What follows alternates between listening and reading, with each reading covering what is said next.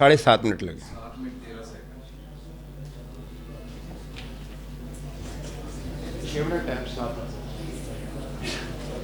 یہ بیٹا ذرا اٹھا.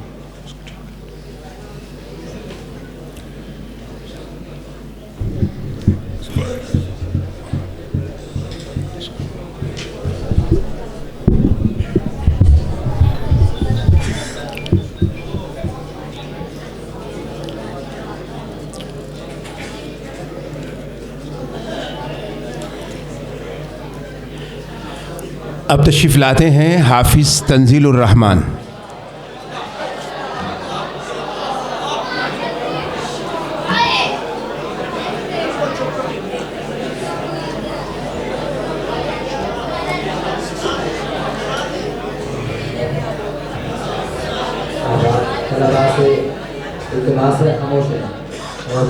میرا خیال ہے کہ اس محفل کے تقدس کو میں پامال نہیں کرنا چاہیے.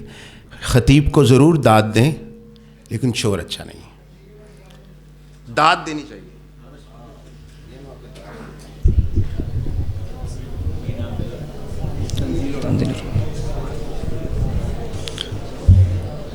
السلام علیکم ورحمۃ اللہ وبرکاتہ.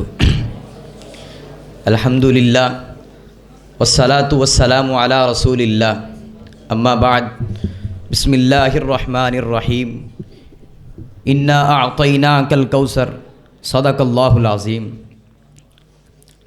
زبان پہ بار خدا یہ کس کا نام آیا؟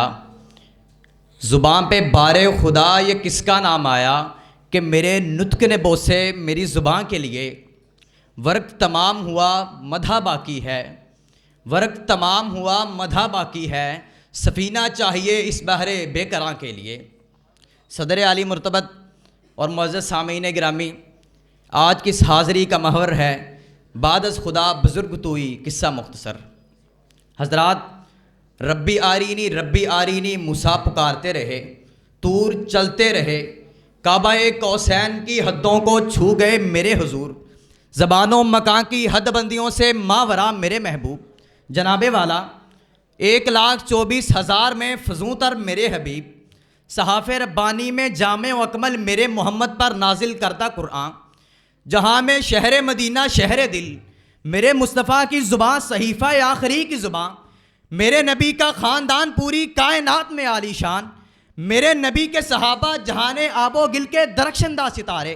عالی جا جو خواتین میرے نبی کے زوج میں آئیں ازواج مطہرات سے ملقب. بنت محمد خواتین جنت کی سردار، نواسہ رسول جوانان جنت کے سلطان.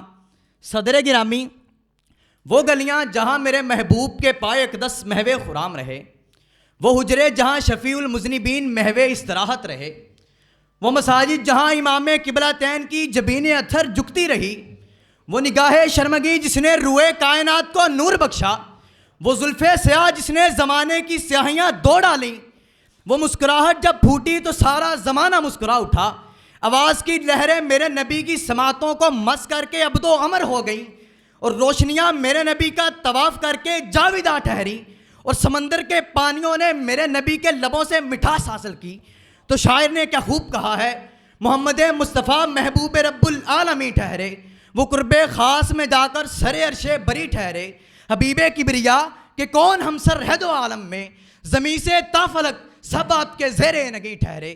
بلا تشبیہ کیا دوں مشک سے عنبر سے میں اس کو، بلا تشبیہ کیا دوں مشک سے عنبر سے میں اس کو، کہ دب اللیل کی تفسیر زلف تاجدی ٹھہرے.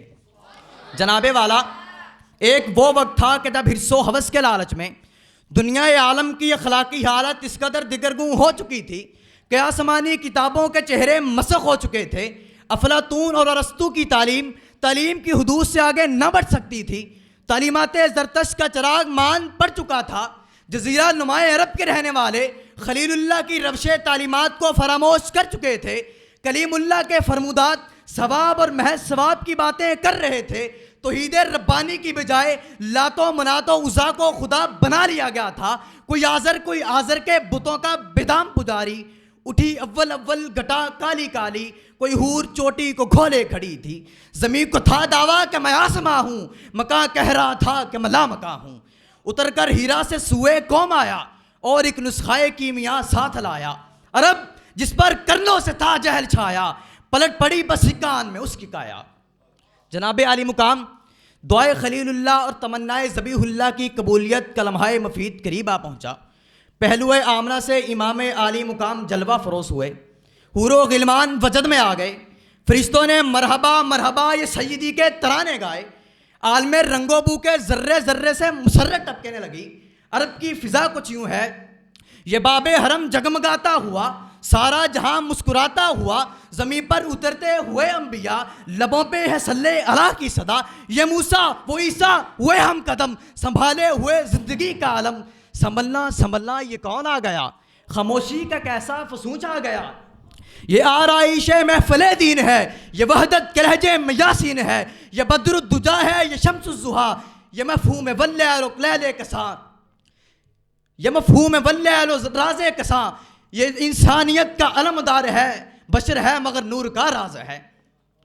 جناب صدر، میرے نبی مزمل اور مدثر، یاسین اور طٰہٰ، الم نشرح لک صدرک ورفعنا لک ذکرک، آپ کی چشمے مہر جھک جائے تو حیا، اٹھے تو دعا، ترچی ہو تو ادا، اور اگر پھر جائے تو قضا بن جاتی ہے۔ آپ کی شب بیداری عبادت، شجرکاری عبادت، مزدوری عبادت، ذکر و فکر عبادت، تسخیر قلوب اور جہاں عبادت، سلیب شکنی اور زنار شکنی عبادت، علم و عمل عبادت۔ پھر مجھے کہنے دیجئے کہ اگر میرے مصطفیٰ نہ ہوتے تو اس کائنات کے یہ رنگ ننگ نہ ہوتے، پھولوں میں خوشبو نہ ہوتی، کہکشاؤں کا وجود نہ ہوتا، باد نسیم کے جھونکے نہ ہوتے، بلبل کا ترنم نہ ہوتا، اور اگر میرے مصطفیٰ نہ ہوتے تو جناب والا پیغمبری کبھی معراج کو نہ چھوتی، اور اگر میرے مصطفیٰ نہ ہوتے تو آپ نہ ہوتے، میں نہ ہوتا۔